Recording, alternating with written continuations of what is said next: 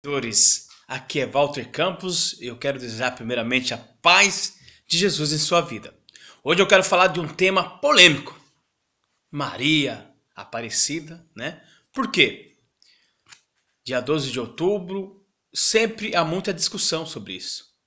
E algumas pessoas ficam mais nervosas com o assunto, mas eu quero dizer primeiramente, nós estamos num país com liberdade. Liberdade de expressão, liberdade religiosa, onde cada indivíduo, com respeito, pode falar sobre o que acredita. Se a pessoa quiser adorar uma árvore, adorar o céu, o sol, esse é o país democrático que vivemos. Porém, ninguém pode ser impedido de mostrar a sua opinião. Eu quero mostrar aqui que nós evangélicos temos base bíblica para dizer o que pensamos. Eu quero ler só um versículo rapidamente que se encontra em São Mateus, no capítulo 12 e no versículo 46, que diz assim: E, falando ele ainda à multidão, eis que estava fora sua mãe e seus irmãos, pretendendo falar-lhes. E disse-lhe alguém: Eis que estão ali fora tua mãe e teus irmãos, que querem falar-te. Ele, porém, respondendo, disse ao que lhe falara: Quem é a minha mãe e quem são os meus irmãos? Amém? O que é a fé protestante? O que é a nossa fé evangélica? Isso é o que nós acreditamos. A nossa fé se baseia em uma coisa somente: na morte, na ressurreição e na segunda volta de Cristo. Essa é a nossa fé. A diferença do cristianismo é que nós adoramos um Deus vivo que ressuscitou. Então, Jesus morreu, ressuscitou, foi ao céu com o corpo tudo, está vivo.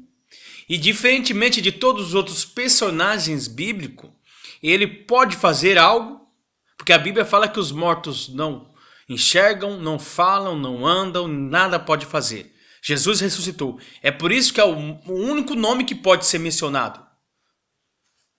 E quando Jesus subiu, ele disse: Vos deixarei outro Consolador, o Espírito Santo. Essa é a nossa base cristã. Então nenhum outro nome pode ser mencionado: Moisés, Davi, Pedro, Paulo, Maria. Nenhum pode ser mencionado. Essa é a nossa fé. E às vezes as pessoas querem, quando a gente expõe esse ponto de vista, nossa interpretação bíblica, o que está escrito em vários versículos, né? Em vários versículos está escrito que Jesus é o caminho, que Jesus é a verdade, que só Ele é mediador, que só Ele é salvador. Isso é a Bíblia, está escrito em toda ela, né? Porém, eu respeito a história da Igreja Católica, porque eu sei, se não fosse a Igreja Católica, nós estaríamos aí gritando lá, né? A Igreja Católica defendeu muito o Ocidente, e apesar que houve erros, é porque infelizmente o ser humano se corrompe. Isso independente se é católico, se é espírita, se é evangélico, o ser humano tende a se corromper com o poder.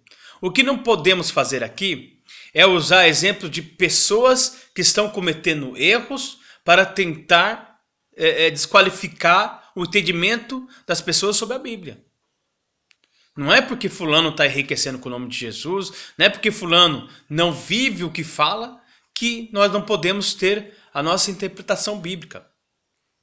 Eu estou falando isso porque no grupo mesmo da minha família houve uma discussão, as pessoas ficaram alteradas porque eu expus a minha opinião, né? Para mim é confuso uma estátua que foi achada depois de 1000 anos, que seja, ter alguma ligação com Maria. É um pouco confuso para mim. E em cada país tem um nome diferente. Isso é uma confusão que eu não entendo, né? Tem também um vídeo circulando na internet sobre uma moça que quebra a estátua de Aparecida, né? Eu acho errado expor isso na internet, porém eu entendo o que essa moça fez. Por quê? Porque ela serviu essa estátua durante anos. Durante anos fez sacrifício, acendeu vela, e ela entendeu dentro do coração dela que isso tudo foi em vão. Então ela fez essa cerimônia para mostrar que não depende mais daquilo, que aquilo não servia mais para ela, era uma coisa particular, era uma coisa dela, né? Eu, por exemplo, quando saí do candomblé, não quebrei, mas eu tive vontade de quebrar todas aquelas ferramentas que representavam aqueles orixás, mas eu não fiz. Eu não fiz, mas deu vontade. Poderia ter feito. Que para mim ia ser um enorme prazer de satisfação, porque eu não sou mais escravo daquilo. Amém? O que eu quero que você entenda primeiro. O ser humano precisa de amor. O mais importante da fé é o amor. Quem muda os pensamentos, quem muda o coração é o Espírito Santo, né? Não tem como a gente pode expor a opinião, mas não tem como entrar num debate com um católico, porque o católico aprendeu com o pai, e o pai aprendeu com o avô, e o avô com o bisavô. Então é uma tradição que vem aí há mais de 1500 anos. Então, quem você vai confiar, mais em mim ou mais em seu pai?